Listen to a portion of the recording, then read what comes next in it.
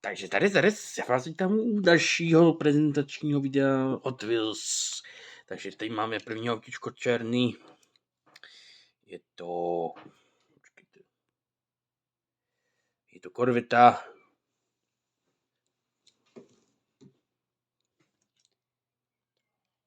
Tohle je jak se to jmenuje? Batman. Jo, od Batmana. Tohle je od Batmana. Mimochodem to jsem dal já Strejdovi na podporu, abyste mu dávali lajky, odběry a komentáře. Počkej. Hledám ten ovladač. Porovnej, když si rožne. Co hledáš? Ten ovladač. Bore. Já teď nevím, kam jsem si ho dal. Jde blbě vidět. Menší problém, lidi. Hledá se ovladač.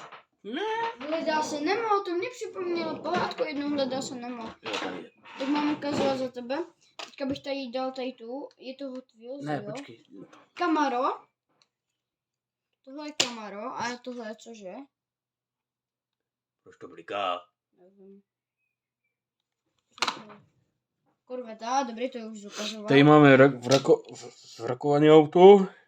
To jsem koupil Zrakované auto.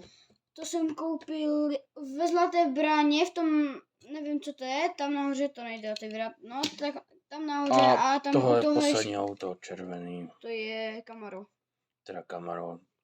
No a tohle je zvrakované auto, no tak To už jsem ukazoval. u něho byl ještě Monster Truck a to mělo být jako, že ho přiskakuje, no.